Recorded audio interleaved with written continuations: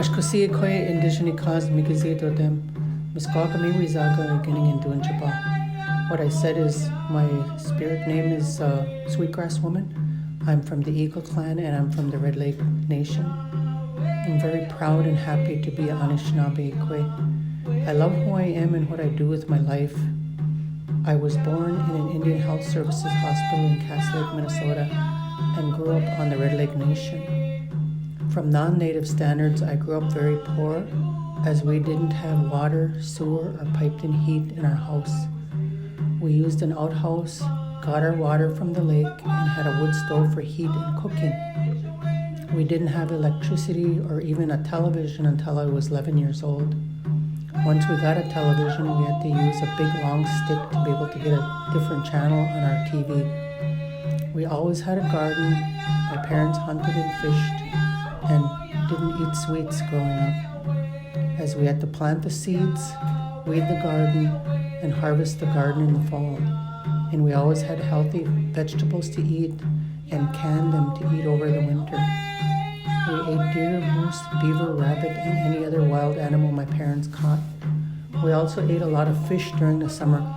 As a family, we had to hang the fish nets on a huge device that was designed to hold them and then put the nets in a fish box to set them in the lake later that night.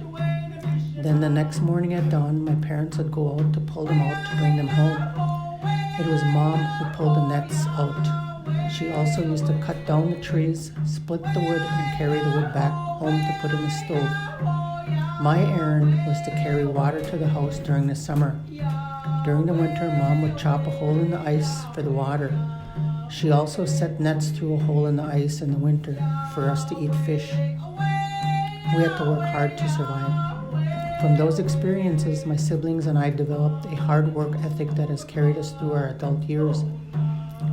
My parents were both practicing alcoholics, which I attribute to the traumas they experienced during their boarding school years. My dad attended a Catholic school on the reservation and learned corporal punishment from the priests and nuns at the school, which is how we were disciplined. My mom attended Pipestone boarding school for 5 years, where she was beaten often. My dad was one of the first Red Lake members who graduated from college, the University of Minnesota, Crookston, Minnesota. My mother attended school up to the 8th grade. I loved school from the 1st grade. I enjoyed reading, writing, and thinking about things. Some of my most profound and influential role models were my teachers in school. However, at home, I witnessed alcoholism and domestic violence, which I wanted to forget about and repress, as it was too traumatic to talk about or even think about. I later utilized therapy, support groups, and sponsors and ceremonies to help myself to heal those wounds. As an adult, I asked Mom, why did you stay with Dad even though he beat you? She answered, when I was young, my brothers and sisters beat me, the boarding school people beat me, so when I got with your dad, I thought that was normal. I said, Mom, that was not normal. She refused to publicly talk about the violence inflicted on her. I think it was just too hard and shameful for her. Also, she didn't want to publicly shame my dad. Mom left Dad when I was in my early 20s. I went away to a Catholic boarding school when I was 15. They taught an Indian Studies class, which helped me connect with my culture and my history. Also, I went to a school with another tribal member, and she used to do beadwork and had me help her with her beading. I also visited my relatives in the Twin Cities every weekend and stayed bonded with them. When they first started Indian Week in the Twin Cities in the 1970s, I missed school for that whole week to participate in those cultural activities. In 1972, I graduated from Good Counsel Academy in Mankato. It was a good progressive school that taught me self-discipline and critical thinking. After graduation, I moved to the Twin Cities where Mom and my younger siblings lived. And during the 70s, I got too involved in the party life, as many of our native younger people were into that. This was also during the civil rights and hippie era. I wanted to fit in, so I did it too. I finally realized drinking alcohol was not even something I enjoyed, much like smoking cigarettes. Later on, I decided I needed to do something more positive in my life as I was growing older without a goal or goals. In my later 20s, I decided to set a goal, so I finished with my bachelor's degree from Metropolitan State University in St. Paul.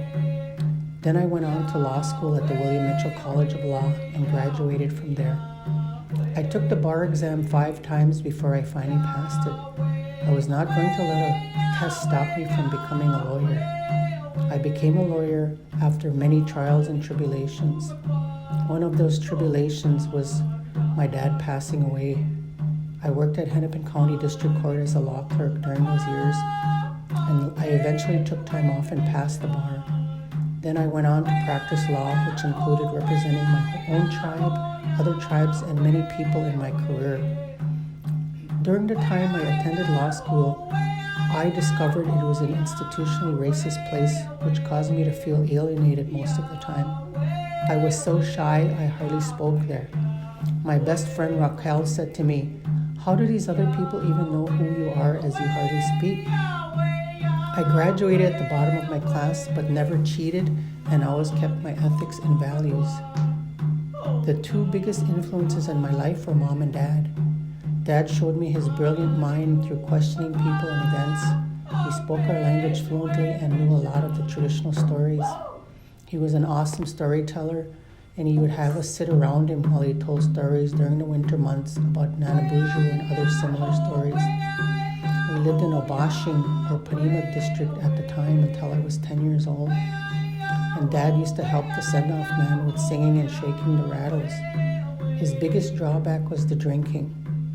Even though he drank, he didn't want any of his kids to become alcoholic like him. His spirit name is Niskuku Nae, or Red Robe or Red Cloak. My second most profound influence was my mom. She showed me humility, pride, and resilience. When she left Dad in the early 70s, she quit drinking and raised my younger sisters and brother on her own. She started out with AA and going to church. She eventually had AA meetings in her home with my older sister Barb, her husband, and other Native community members. They had their meetings every Friday where they brought potluck meals to their homes. She then started to go to sweat lodge and Sundance ceremonies. She sundanced for many years under a spiritual leader named Martin Highbear. He gave her her spirit name in Lakota. She later translated it into Anishinaabe, which is Mino Manidue Kwe, or Good Spirit Woman.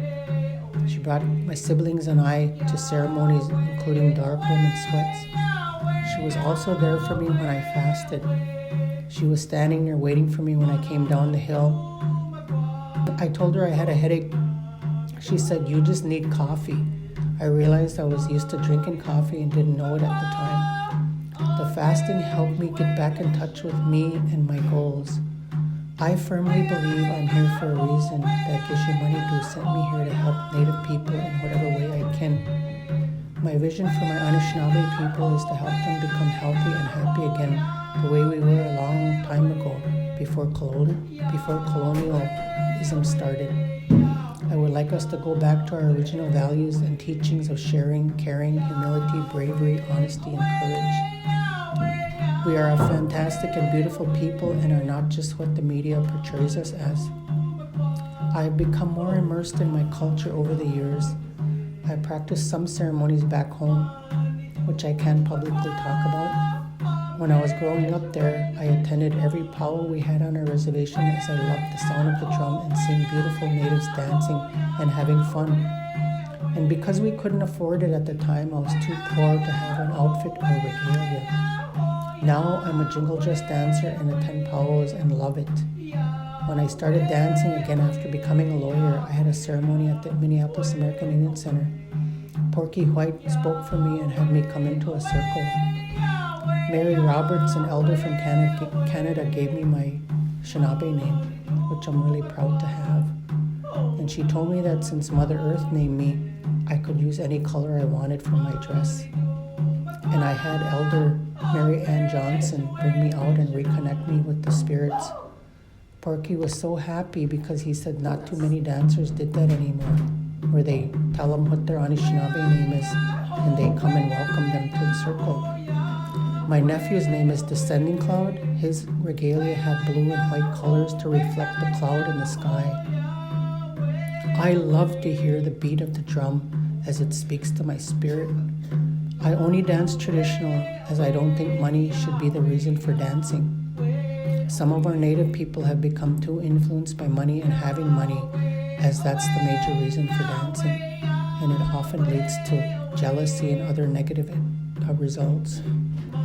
I love going to sweats and ceremonies, as I believe that is some of the essence of our native people. We are all similar in that we have beautiful ceremonies and welcome others to our ways.